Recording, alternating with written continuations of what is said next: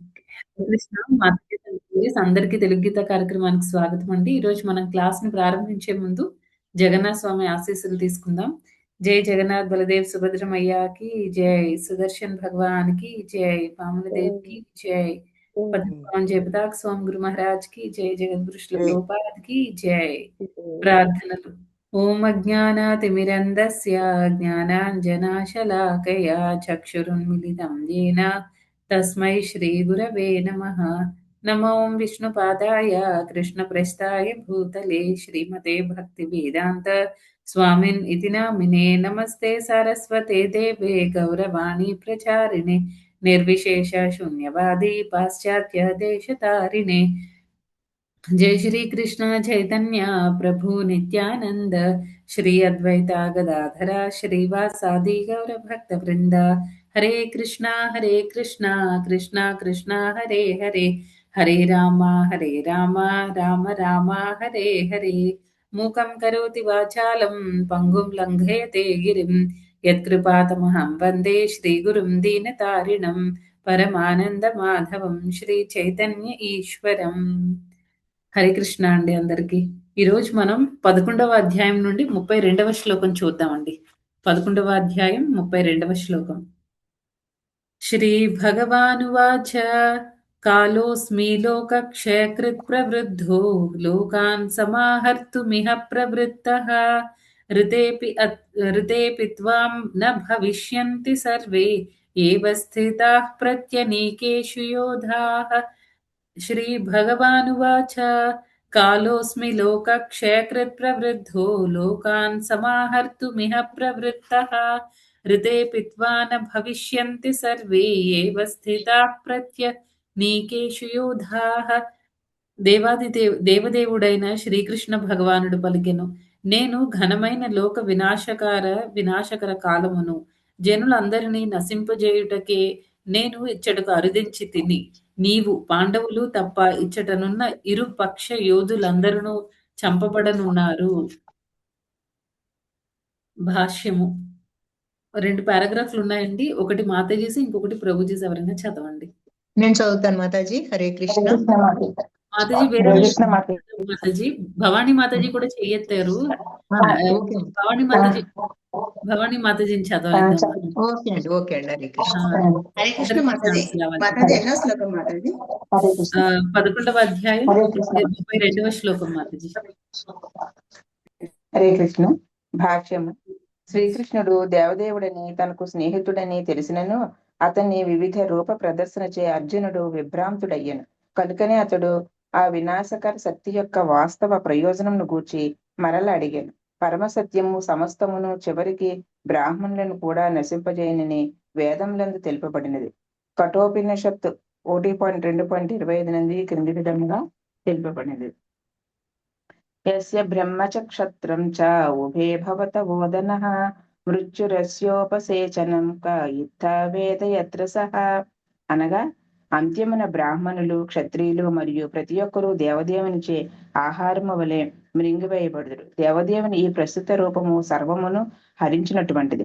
ఈ విధంగా శ్రీకృష్ణుడు తనను సర్వమును హరించు కాలముగా ప్రదర్శించుచున్నాడు. పాండవులు తప్ప అచటి యుద్ధరంగమునందు నిలిచిన సర్వులను అతనిచే మృంగివేయబడనున్నారు. హరే కృష్ణ. హరే కృష్ణ మాతాజీ. ప్రభుజీ ఎవరైనా చదవండి సెకండ్ పారాగ్రాఫ్. హరే కృష్ణ మాత చదవమంటారు మాతాజీ? చదవండి ప్రభుజీ. హరే కృష్ణ. దండోత్రం మాతాజీ. దండోత్రం. అప్పుడు దుఃఖమే ఉండదని అతడు అనుకున్నాడు. దానికి సమాధానంగా భగవంతుడు ఏమని చెబుతున్నాడంటే, అతడు యుద్ధం చేయకపోయినా వారిలో ప్రతి ఒక్కడు నశించిపోనున్నాడు. ఎందుకంటే అదే తన ఆలోచన. ఒకవేళ అర్జునుడు యుద్ధము ఆపివేస్తే వారు ఇంకొక రకంగా మరణిస్తారు. అతడు యుద్ధం చేయకపోయినా మృత్యువు మాత్రం ఆగదు. నిజానికి వారు ఇదివరకే మరణించి ఉన్నారు. కాలమే వినాశము. భగవంతుని సంకల్పముచే సమస్త జనులు నశించుతున్నారు. ఇదే ప్రకృతి నియమం. దండోత్పన్నం. హరే కృష్ణ. హరే కృష్ణ ప్రభుజీ. దండోత్పన్నం. అది మాతాజీ సంతోజీ. ఈరోజు శ్లోకంలో భగవంతుడు ఏం చెప్తున్నారండి? ఇప్పుడు మనం భగవద్గీత 5 టాపిక్స్ ఉన్నాయి కదండి. అందులో ఒకటి కాలం. ఆ కాలం దాని గురించి మనం ఈరోజు ఫస్ట్ రోజు అన్నమాట, కాలం అనే టాపిక్ మీద. ఈరోజు శ్లోకం మనకి 32వ శ్లోకం ఇచ్చారు. ఇక్కడ భగవంతుడు ఏం చెప్తున్నారండి, మొత్తాన్ని లోకాలన్నిటిని కూడా వినాశనానికి గురి చేసే ఆ కాలాన్ని నేనే కాలస్వరూపుడను. ఇది భగవద్గీత మనకి విశ్వరూపం అధ్యాయంలో చూస్తున్నాం కదండీ. మామూలుగా అయితే భగవంతుడిని అర్జునుడు అడుగుతాడన్నమాట విశ్వరూపం చూపించండి అని. కానీ కాలరూపాన్ని చూపించమనేమి అడగరు. అయినా సరే భగవంతుడు ఇక్కడ కాలరూపాన్ని అర్జునుడికి చూపించడం అనేది జరిగింది. కాలరూపాన్ని చూపించి అక్కడ కాలం ఇంపార్టెన్స్ ఏంటి? ఎలాగ భగవంతుడు మన లైఫ్‌లో కాలం ఆహ్, రోల్ ఏంటి? ఇవన్నీ మనకి తెలుస్తాయన్నమాట ఈ శ్లోకంలో. అయితే ఇక్కడ భగవంతుడు చాలా క్లియర్‌గా చెప్తున్నారు. కాలోస్మి లోకక్షేత్రత్ ప్రవృద్ధో. మొత్తాన్ని అన్ని లోకాన్ని ఘనమైన లోక వినాశ కాలమును నేనే అని భగవంతుడు కాలరూపాన్ని నేనే అని భగవంతుడు ఇక్కడ చాలా క్లియర్‌గా చెప్తున్నారు. అదొక్కటే చేస్తారా అంటే లోకాన్ సమాహర్తు మిహ ప్రవృత్తః. ఇంకా లోకాన్ అంటే జనులందరినీ కూడా ఈ అంటే భగవంతుడు ఇక్కడ కాల రూపంలో ఎందుకొస్తున్నారు? ఆయన మిషన్ ఏంటి? అనేది సెకండ్ లైన్‌లో చెప్తున్నారనమాట. సెకండ్, థర్డ్, ఫోర్త్ లైన్స్‌లో. సెకండ్ లైన్‌లో ఏం చెప్తున్నారండి? మొత్తం జనులందరినీ కూడా నేను అంటే నాశనాన్ని చేస్తాను. అంటే అందరిని నశింపజేస్తాను అనే విషయాన్ని సెకండ్ లైన్‌లో చెప్తున్నారు. థర్డ్ లైన్‌లో ఏమంటున్నారు? హృదే పిత్వాన భవిష్యంతి సర్వే ఏవ స్థితాః ప్రత్యనీకేషు యోధాః. ఇక్కడ ఏం చెప్తున్నారు? మొత్తం అంతా కూడా నాశనం అయిపోతుంది. కానీ ఒక్క పాండవుల్ని మాత్రము అంటే మొత్తం అందరూ చనిపోతారు. పాండవులు తప్ప అని చెప్తున్నారు. అంటే అక్కడ పాండవులు ఎవరిని రిప్రజెంట్ చేస్తున్నారండి? భక్తులని. పాండవులు అక్కడ భక్తులని రిప్రజెంట్ చేస్తున్నారనమాట. అంటే ఇక్కడ మనం దీనికి లింక్డ్ శ్లోక ఒకటి మనకి శ్రీమద్ భాగవతంలో కూడా ఉంది. అది కూడా చూద్దాం తర్వాత. ఫస్ట్ ఈ శ్లోకాన్ని మనం క్లియర్‌గా అర్థం చేసుకుందాం. అయితే ఇక్కడ ఏం చెప్తున్నారంటే పాండవులని తప్ప నీవు తప్ప అంటే పాండవుల్ని తప్ప ఇచ్చటనున్న ఇరుపక్ష యోధులందరినీ చంపబడనున్నారు అని చెప్తున్నారు భగవంతుడు. అంటే ఒక్క భక్తులు తప్ప మిగతా వాళ్ళందరూ కూడా కాలానికి కట్టుబడి ఉండాల్సిందే. అదే అన్నమాట ఇక్కడ. అయితే మనకి ఇక్కడ ఎలా అంటే ఇప్పుడు సపోజ్ మనం ఏదైనా ఒక బిల్డింగ్ తీసుకున్నామనుకోండి, కాలానికి ఎలాగా అన్నీ కట్టుబడి ఉండాలి అనేది ఎలా చెప్తున్నానంటే, ఇప్పుడు ఒక బిల్డింగ్ ఉందనుకోండి, ఆ బిల్డింగ్ ఏం చేస్తాం మనం కన్‌స్ట్రక్షన్ అయిన తర్వాత, ఇప్పుడు ఈరోజు మనకి కన్‌స్ట్రక్షన్ అంతా కంప్లీట్ అయింది. కొన్ని సంవత్సరాల క్రితం ఒక 10 సంవత్సరాల క్రితమో, లేకపోతే ఒక 20 సంవత్సరాల క్రితమో మనం తీసుకుంటే, అప్పుడు ఆ బిల్డింగ్ అనేది ఉండదు కదండీ! ఆ బిల్డింగ్ లేదు ముందు. ఈ మధ్య మనం కన్‌స్ట్రక్షన్ చేశాము. మనం గృహప్రవేశం చేసాము ఆ ఇంట్లోకి. కృష్ణుడిని పెట్టుకున్నాము. మనకు పూజలవి చేస్తున్నాం. అయితే మనకి కొన్ని సంవత్సరాల క్రితం ఆ ఇల్లు లేదు. ఇప్పుడుంది. మళ్ళీ ఒక, ఒక 100 ఇయర్స్, 200 ఇయర్స్ అయిపోయిన తర్వాత ఆ ఇల్లు ఉండకపోవచ్చు. కానీ భగవంతుడు అలా కాదనమాట. ఆయన కాలస్వరూపుడు. అది మనం ఎలా చెప్తాము అనంటే, భగవంతుడికి ఇక్కడ ఆయన సర్వదేశవ్యాపి, అంతేకాకుండా సర్వదేశ స్వరూపుడు, తర్వాత సర్వ కాలరూపుడు కూడా అన్నమాట భగవంతుడు. ఎలాగా సర్వదేశ స్వరూపం కలవాడు అని ఎలా చెప్పగలమంటే, మనం భగవద్గీతలో, భాగవతంలో చాలా సార్లు తెలుసుకున్నాం. భగవంతుడు లేని ప్లేస్ అంటూ ఎక్కడా ఉండదన్నమాట. ఆయన సర్వవ్యాపి. ప్రతి ప్లేస్‌లో ఉంటాడు. ప్రతి చిన్న అణువులో కూడా భగవంతుడు ఉంటాడు. ఆ రకంగా భగవంతుడు సర్వదేశవ్యాపి అన్నమాట. సర్వకాలరూపుడు ఎలాగా అంటే భగవంతుడే స్వయంగా అర్జునుడితో చెప్పాడు గదండీ! ఏం చెప్పాడండి? వీళ్ళందరిని నువ్వు చంపకపోయినా ఈ శ్లోకంలో గూడా భగవంతుడు అదే చెప్తున్నారు. భాష్యంలో ప్రభుపాదుల వారు చెప్పారు. ఒకవేళ నువ్వు చంపకపోయినంత మాత్రాన వాళ్ళు ఇంటికెళ్ళిపోయి హ్యాపీగా ఉంటారనేం లేదు. వాళ్ళ కోసం నేను వేరే ప్లాన్‌ని నేను డిజైన్ చేసుకొని ఉంచుకున్నాను అని భగవంతుడు చెప్తున్నారు. ఇదంతా అంటే వీళ్ళందరిని నువ్వు చంపకపోయినా ఖచ్చితంగా వాళ్ళు చనిపోతారు. వీళ్ళందరి పాస్ట్ ఏంటి, ప్రెజెంట్ ఏంటి, ఫ్యూచర్ ఏంటి అనేది నీకు తెలీదు. కానీ నువ్వన్నీ మర్చిపోయావు కానీ నాకన్నీ గుర్తున్నాయి అని భగవంతుడు మనకి వేరే శ్లోకాల్లో భగవద్గీతలో నేర్చుకున్నాం. ఆ రకంగా ఏంటంటే భగవంతుడు సర్వకాల రూపుడనమాట. ఆయనకి అన్ని ప్రెజెంట్, పాస్ట్ మన ఓన్లీ మనుషులదేనా అంటే కాదు. జంతువులది. అందుకే కదండీ మనం గజేంద్ర మోక్షంలో గజేంద్రుడు ప్రే చేస్తే వచ్చేసాడు కదండీ. జటాయువు చూడండి ఎంత బుద్ధి కలిగి ఉన్నాడు. రాముడికి ఏదో సాయం చేసేద్దాం అని చెప్పేసి తన ప్రాణం మీదకి కూడా తెచ్చేసుకున్నారు జటాయువు.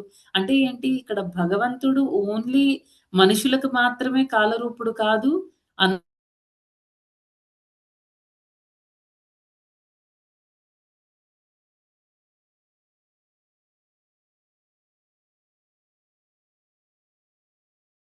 మీ అని భగవంతుడి గురించి ఇంకొక యాస్పెక్ట్ ఏం చెప్పుకోవచ్చు అంటే, ఇప్పుడు మనకి డిఫరెంట్ ఫేజెస్ ఆఫ్ లైఫ్‌ని మనం చూస్తూ ఉంటాం. సపోజ్ ఒక చిన్న బాబున్నాడనుకోండి. పుట్టిన ఒక చంటి పిల్లాడనమాట. ఉంటే ఒక కొన్ని రోజులు పోయిన తర్వాత ఏమవుతుందండి, ఒక రెండో నెల అలా వచ్చేసరికి పిల్లలు అంటే పెద్దవాళ్ళ మొహం చూసి, ఎస్పెషల్లీ తల్లి మొహం చూసి తల్లిని గుర్తుపట్టడము. తల్లిని చూసి ఒక నవ్వు చిన్నగా నవ్వుతారనమాట. ఏమీ ఉండకపోవచ్చు. తర్వాత ఏం చేస్తారంటే సౌండ్‌లు చేయడం స్టార్ట్ చేస్తూ ఉంటారు. అటు ఇటు కదులుతూ ఉంటారు. అంటే ఏంటి పుట్టగానే ఎలా ఉంటారంటే ఏవి చూ చూడొచ్చు కానీ ఆకలేస్తే ఏడుస్తారంతే. నవ్వడం కానీ, మనుషుల్ని అదే పనిగా చూడడం కానీ అవేమి చెయ్యరు కదండీ! అలా టైం గడిచే కొద్దీ ఏమవుతుంది అంత చిన్న పిల్లాడు నడవడం స్టార్ట్ చేస్తాడు, మాట్లాడతాడు, స్కూల్‌కెళ్తాడు, తర్వాత కాలేజ్‌కెళ్తాడు, ఆ తర్వాత ఇంకా జాబ్ చేయడానికి వెళ్తాడు, వివాహం జరుగుతుంది. ఒక ఫ్యామిలీని లీడ్ చేసే అంత పెద్దోడయిపోతాడు. తర్వాత ఇంకా ఏమవుతుందంటే నెక్స్ట్ స్టేజ్‌లో ముసలితనం వస్తుంది. అలా అంటే అంత చిన్నోడు కాల ప్రభావం వల్ల ఏమైందండి, అలా పెద్దవాడయ్యాడు. అన్నీ విద్యా బుద్ధులు అన్నీ నేర్చుకున్నాడు. అన్నీ జరుగుతున్నాయన్నమాట. అంటే డిఫరెంట్ ఫేజెస్ ఆఫ్ లైఫ్‌ని చూస్తున్నాడు అంత చిన్నోడు.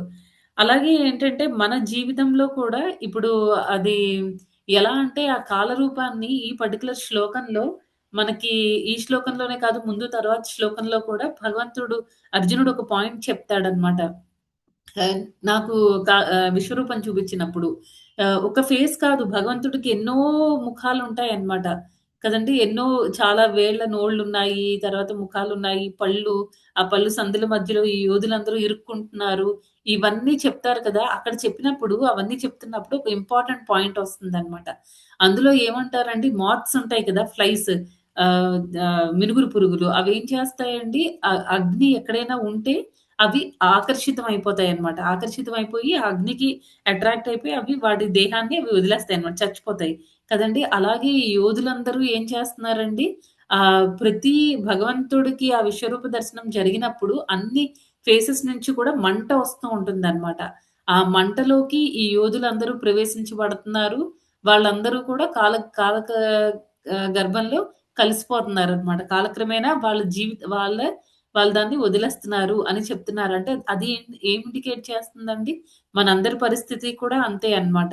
మనకి మనం ఆహ్, బ ఎవరైతే అభక్తులుంటారో వాళ్ళందరూ కూడా కాల గర్భంలో అలా కలిసిపోతారనమాట. ఈ జన్మ, ఇంకొక జన్మ ఎన్ని జన్మలు తీసుకున్నా ఎలాగైతే మినుగురు పురుగులన్నీ ఫైర్‌కి అట్రాక్ట్ అయిపోయి, ఆ ఫైర్‌లోకి ఎంటర్ అయిపోతున్నాయో, వీళ్ళందరూ కూడా మహా యోధులందరూ కూడా అందులో కూడా అందరు యోధులు కాదండి. భీష్ముడు, ద్రోణాచార్యుడు వీళ్ళు సెపరేట్ అన్నమాట. అంటే భక్తులు ఎవరైతే ఉన్నారో వాళ్ళు సెపరేట్. మిగతా వాళ్ళందరూ కూడా పళ్ళ మధ్యలో ఇరుక్కొని తర్వాత మంటలొస్తున్న ఆ ముఖాలలోకి ఎంటర్ అయిపోయి వాళ్ళు కూడా మినుగురు పురుగుల్లాగే వాళ్ళు కూడా చనిపోతున్నారనమాట. కానీ భీష్ముడు, తర్వాత మంచి భక్తుడు ద్రోణాచార్యుడు వాళ్ళందరూ ఉన్నారు కదండీ! ఇరు పక్షాల్లో ఎవరైతే భక్తులున్నారో వాళ్ళు మాత్రం భగవంతుడి నోటిలోకి ప్రవేశిస్తున్నారనమాట. అది తేడా. అలాగే ఏంటంటే మనకి ఈ ఇంకా మనం శ్రీమద్ భాగవతం తీసుకుంటే దానిలో ఒక శ్లోక వస్తుందనమాట. దీనికి రిలవెంట్ శ్లోక.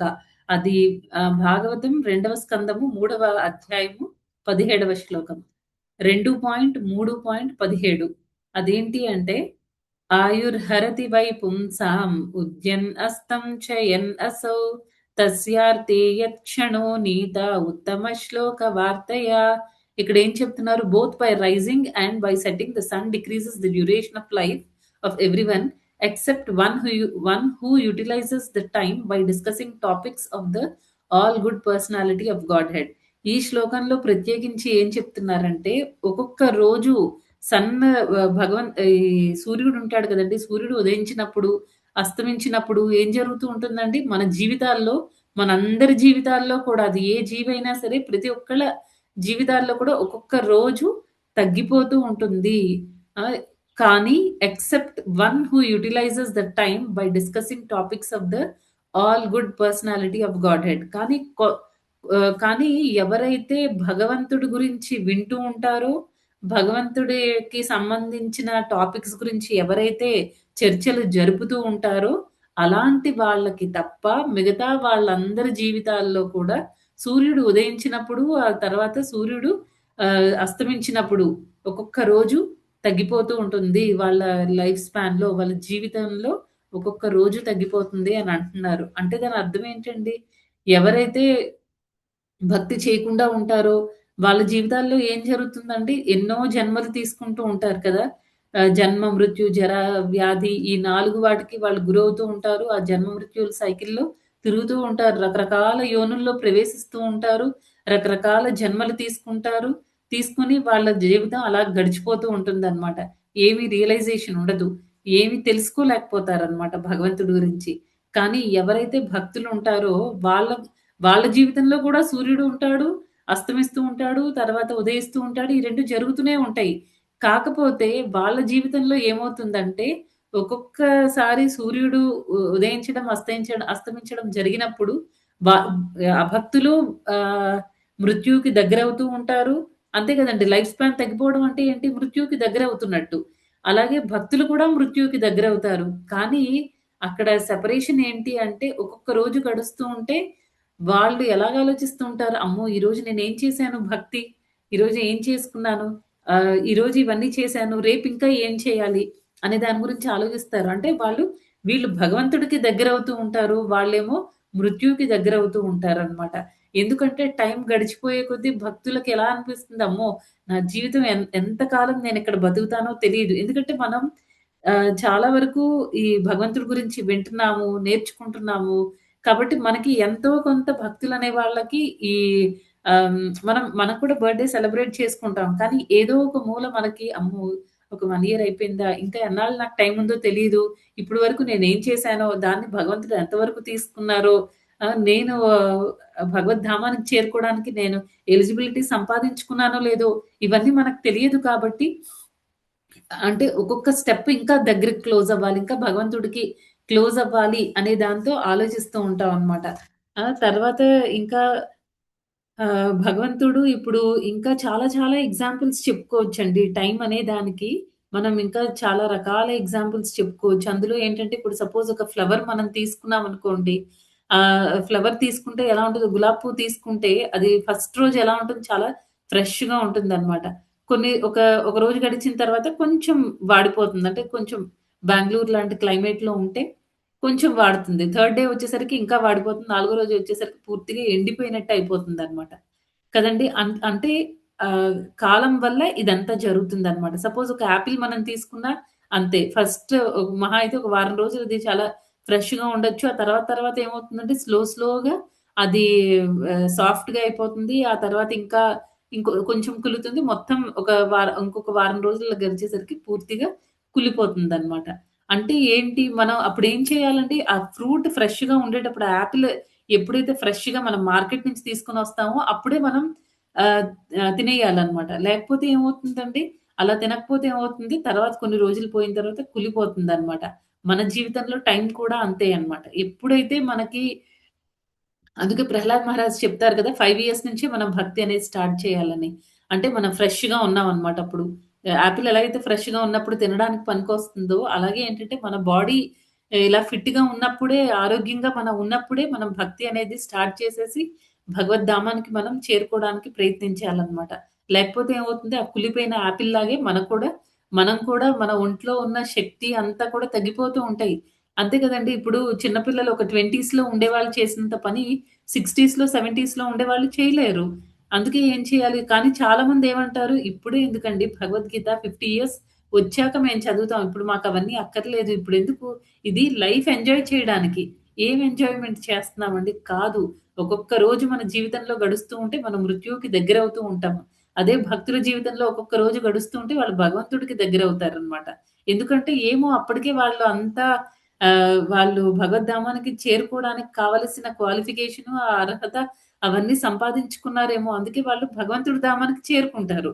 కాబట్టి వాళ్ళకి రోజులు గడిచే కొద్దీ వాళ్ళు భగవంతుడికి దగ్గరవుతున్నట్టు, అదే అభక్తులకి రోజు ఒక్కొక్క రోజు గడుస్తూ ఉంటే ఏమైనట్టండి, వాళ్ళు మృత్యువుకి దగ్గరవుతున్నట్టు. మృత్యువుకి దగ్గరైతే మనం భగవద్గీతలో ఏం నేర్చుకున్నామండి? మృత్యుస్సర్వహరశ్చాహం.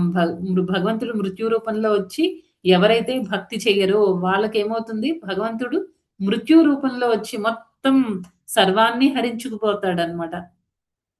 అందుకే ఏం చేయాలి, మనం చాలా అలర్ట్‌గా ఉండి భక్తి అనేది చాలా ఇంపార్టెంట్ అన్నమాట. అయితే మనం ఈ టైమ్ పవర్ ఏంటి అంటే, ఒక ఎగ్జాంపుల్ యాపిల్ ఎగ్జాంపుల్ చెప్పుకున్నాము. తర్వాత రోజ్ ఫ్లవర్ ఎగ్జాంపుల్ చెప్పుకున్నాము.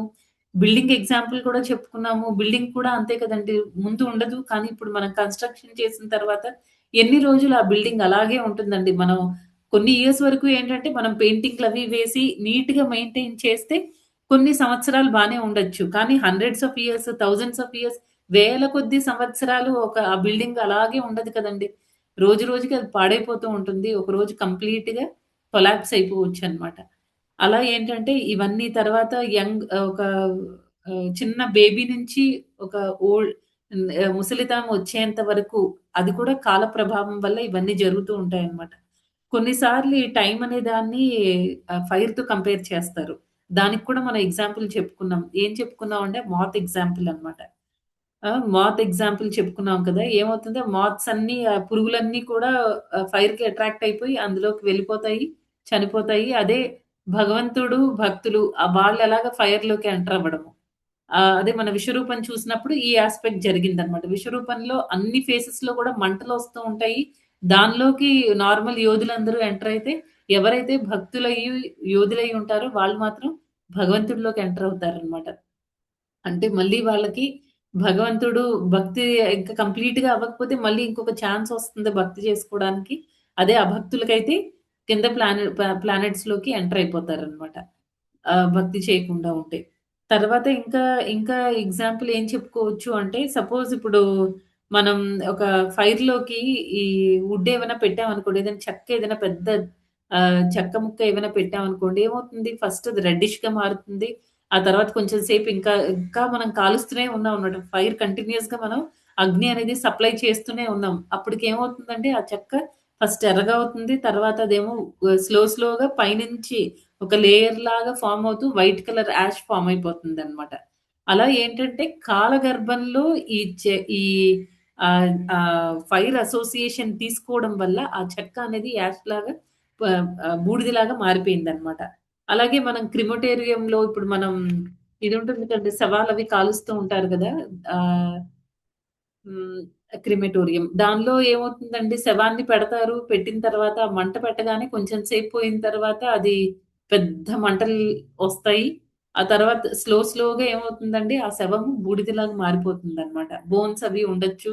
ఇంకా హై వోల్టేజ్ ఇప్పుడు కరెంట్‌ది అలాంటివేవైనా అయితే అవి కూడా మిగలవనమాట. అన్నీ పౌడర్ అయిపోతాయి. అలా అన్నమాట. అంటే కాల ప్రభావం అనేది అంత డేంజరస్‌గా ఉంటుందన్నమాట. ఎ అయితే అన్నీ పాడైపోతూ ఉంటాయి. ఇంకా కాలానికి ఇంకొక రకంగా కాలాన్ని టీచర్ అని కూడా చెప్తారన్నమాట. ఇప్పుడు పిల్లలు సరిగ్గా లేరనుకోండి, స్టూడెంట్స్ సరిగ్గా లేకపోతే టీచర్ ఏం చేస్తారండి? బాగా అల్లరి చేస్తున్నారనుకోండి, అలాంటి పిల్లలకి ఏం చేస్తారు? కూర్చోబెట్టి వాళ్ళకి సెపరేట్‌గా డిసిప్లిన్ నేర్పిస్తారన్నమాట. పనిష్మెంట్‌లిస్తారు. అలాగే ఏంటంటే, మనకు కూడా ఎవరైతే అభక్తులో వాళ్ళు అల్లరి పిల్లల్లాంటి వాళ్ళనమాట. వాళ్ళకేమవుతుందండి, భగవంతుడు టీచర్‌లాగా వస్తారు. కాలం అనేది భగవంతుడు కాల రూపంలో వస్తారు. కాల రూపంలో వచ్చిన భగవంతుడు టీచర్‌లాగా యాక్ట్ చేస్తారనమాట. చిన్న చిన్న పనిష్మెంట్‌లిస్తారు. తెలుసుకున్నావా బాగుపడతాం. తెలుసుకోవా, తెలుసుకోకుండా మళ్ళీ అదే అల్లరి మళ్ళీ చేస్తూ ఉంటే, అలాంటి పిల్లల్ని ఏం చేస్తారంటే, ఇంక మీరిక్కడ పేరెంట్స్‌ని పిలిచి పంపించేస్తారు కదండీ! అదే రకంగా ఏంటంటే, మనకు కూడా భగవంతుడు కొంచెం మధ్యలో కొన్ని పనిష్మెంట్‌లవి ఇస్తూ ఉంటారనమాట. అప్పటికైనా తెలుసుకొని బాగుపడతామేమో, అప్పటికైనా భగవంతుడి వైపుకి చూస్తామేమో అని.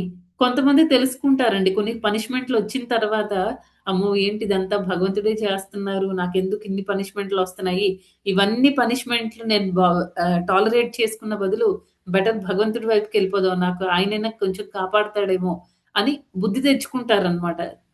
కొంచెం బుద్ధిమంతుల్లాగా ఉన్న పిల్లల్లాగా.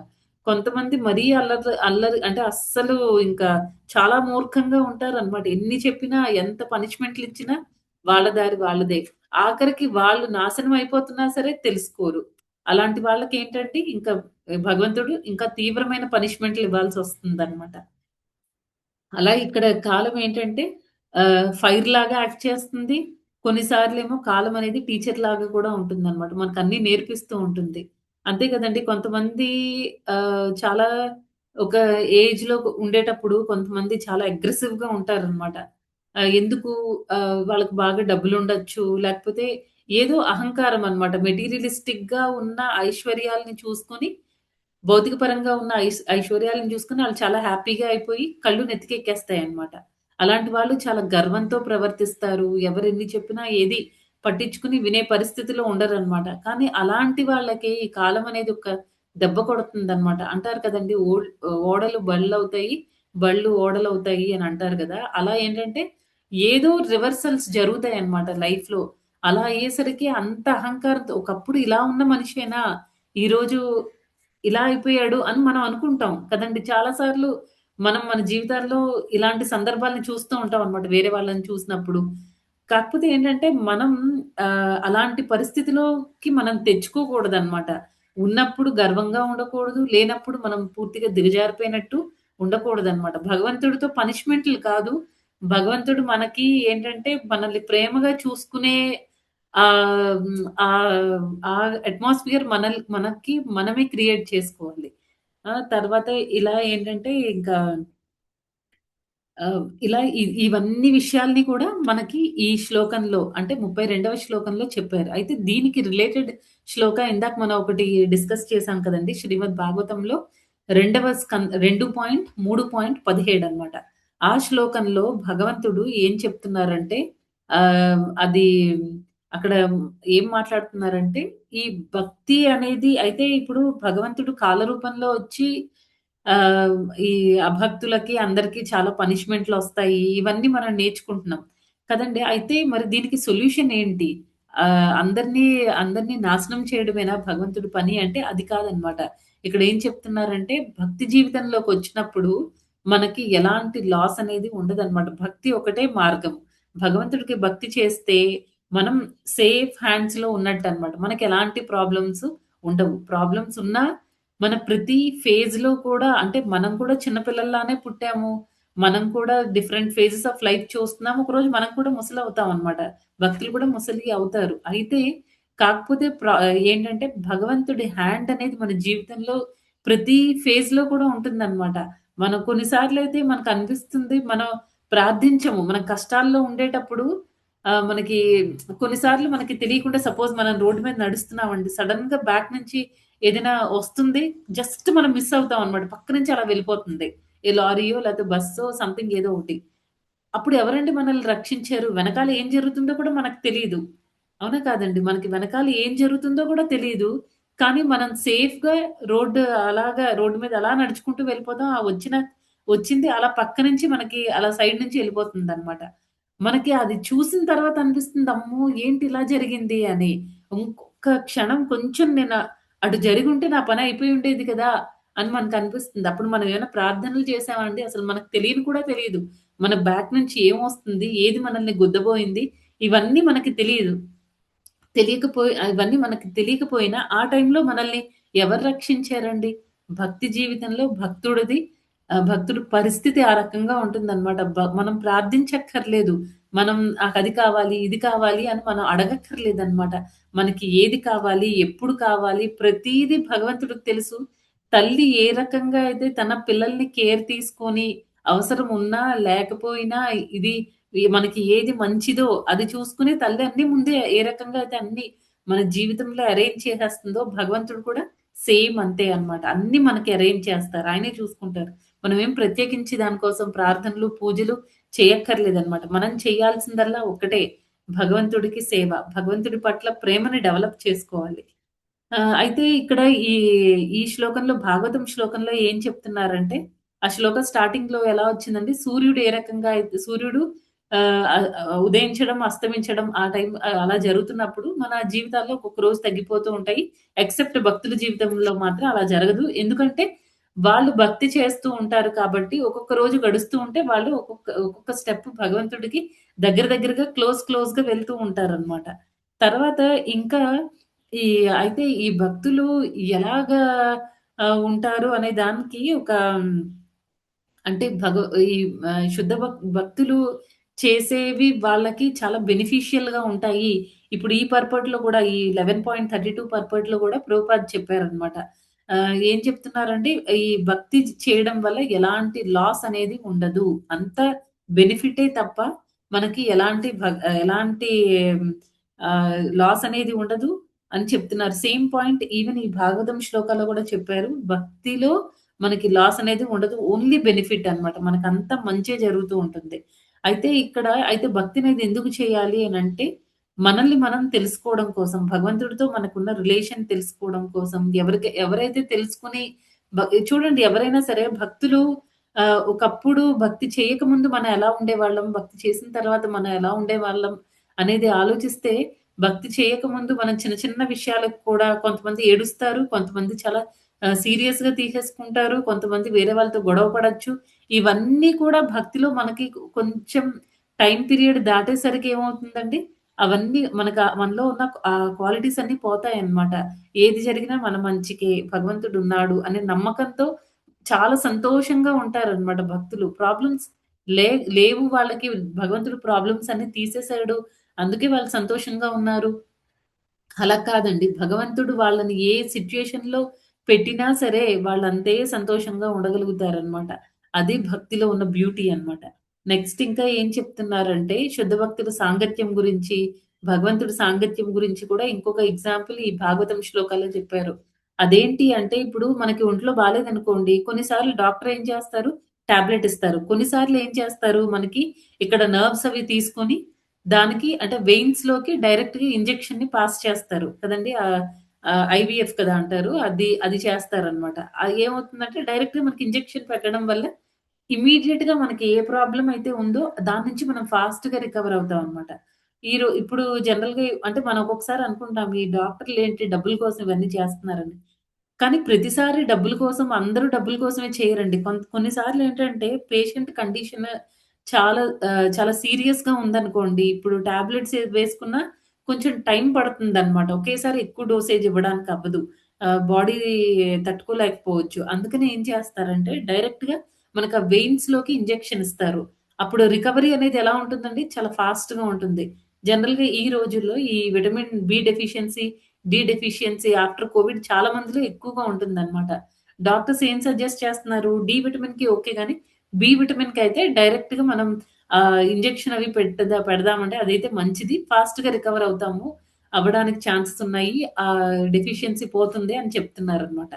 అయితే అలాగే ఏంటంటే, ఈ భక్తుల యొక్క సాంగత్యం కూడా ఈ డైరెక్ట్‌గా మనకి ఇంజెక్షన్ ఇచ్చినట్టు ఉంటుందనమాట. ఎలా అంటే భక్తుల నుంచి మనం ఏం వింటామండి? కృష్ణ కథ అనేది వింటాం. ఎప్పుడైతే మనం ఆ కృష్ణ కథ అనేది ఎలాగైతే ఇంజెక్షన్ డైరెక్ట్‌గా వెయిన్స్‌లోకెళ్తుందో, మనకి ఆ కృష్ణ కథ, కృష్ణుడి గురించి చెప్పినవన్నీ కూడా మన చెవుల్లో నుంచి మన హృదయంలోకి చాలా ఫాస్ట్‌గా చొచ్చుకొని ఎళ్తాయన్నమాట. దానివల్ల ఏమవుతుందంటే, మన స్పిరిచ్యువల్ ప్రోగ్రెస్ అనేది ఎలాగైతే ఆ వ్యక్తికి ఇంజెక్షన్ చేయడం వల్ల ఫాస్ట్‌గా రికవర్ అయ్యాడో, అలాగే మనం కూడా ఏంటంటే, ఈ భక్తి అనే దాన్ని శుద్ధ భక్తుల నుంచి తీసుకోవడం వల్ల చాలా ఫాస్ట్‌గా మనం భక్తిలో ప్రోగ్రెస్ అవుతామన్నమాట. ఆ ఎగ్జాంపుల్ ఇక్కడ చెప్పారు ప్రభుపాదుల వారి భాష్యంలో ఈ భాగవతం శ్లోక భాష్యంలో. ఇంకా ఏంటి అంటే మనకి ఎందుకు ఈ ప్రాబ్లమ్స్ అన్నీ వస్తున్నాయి అనంటే ఆహ్, అదే అభక్తుల జీవితంలో ఈ జన్మ, మృత్యు, జర, వ్యాధి ఇవన్నీ ఈ ఇష్యూస్ అన్నీ ఎందుకొస్తున్నాయి అంటే, మనందరికీ కూడా జీవులందరికీ భవరోగం అనేది ఉందన్నమాట. అయితే ఎవరైతే భక్తి జీవితంలో ఉంటారో వాళ్ళలో ఆ భవరోగం అనేది తగ్గుతూ వస్తూ ఉంటుందన్నమాట. తగ్గుతుంది కాబట్టి మనం భక్తి అనేది బాగా ఎంత బాగా చేస్తే మనలో ఉన్న భవరోగం అనేది అంత తగ్గుతూ ఉంటుందన్నమాట. మనం ఆ ఇంజెక్షన్ అనేది ఎంత ఫాస్ట్‌గా దానికి కొన్ని నియమాలవి ఉంటాయి గదండీ! ఇప్పుడు మనకి ఒంట్లో బాలేదు. నువ్వు ఈ టాబ్లెట్స్ యేసుకుంటున్నావు గాబట్టి ఫుడ్ వైస్ నువ్వు ఈ రెస్ట్రిక్షన్స్ అన్నీ ఫాలో అవ్వాలి. ఇవి తినకూడదు, ఇవి తినొచ్చు అని చెప్తారు. అలాగే ఏంటంటే మన భక్తి జీవితంలో కూడా మనం ఫాస్ట్‌గా ప్రోగ్రెస్ అవ్వాలి అనంటే భక్తుల యొక్క సాంగత్యం కొన్ని rules and regulation dos and don'ts ఉంటాయన్నమాట. ఇవి చెయ్యాలి, నువ్వు ఇవి చేయకూడదు. మాంసభక్షణ చేయకూడదు. తర్వాత తర్వాత ఇలిసిట్ సెక్స్ ఉండకూడదు. తర్వాత ఆహ్, హ్మ్, ఆహ్, ఏమంటారు మాదక ద్రవ్యాలు అవి తీసుకోకూడదు. పేకాట ఆడకూడదు. ఇలా మనకి కొన్ని డోంట్స్ అన్నీ ఉన్నాయన్నమాట. ఇవన్నీ చేయకూడదు. కొన్ని చేయాలి అని చెప్తారు. అవేంటంటే భక్తుల యొక్క సాంగత్యం తీసుకోవాలి. మనం భక్తుల సాంగత్యంలో ఉన్నన్నాళ్ళు భక్తిలో పడిపోవడానికి అవకాశం ఉండదు. అయితే మనం ఎప్పుడూ కూడా ఆ కృతజ్ఞతా భావంతో ఉండాలి. శ్రీల ప్రభుపాదుల వారు ఈ ఇస్కాన్‌ని స్థాపించి నా జీవితంలో ఎంత మంచి చేశారు. లేకపోతే నా పరిస్థితి ఏమవుతుంది? నేను కూడా అందరిలాగా ఇప్పుడు ఎంతమందున్నారండి. లేడీస్ అందరూ అయితే చీరల గురించి మాట్లాడుకుంటారు. లేదా సీరియల్‌ల గురించి మాట్లాడుకుంటారు. లేకపోతే మా కోడలు ఇలా చేసింది, మా అత్తగారు ఇలా చేశారు. ఇలా ఫ్యామిలీ మ్యాటర్స్ ఇవే మాట్లాడుకుంటున్నారనమాట. కానీ మన భక్తుల మాతాజీలని చూస్తే ఎంత చక్కగా భక్తి చేసుకుంటున్నారండి. అసల కొంతమంది మాతాజీలు అంటారు, "మాకు టైం లేదండి అనవసరమైన విషయాలు మాట్లాడడానికి.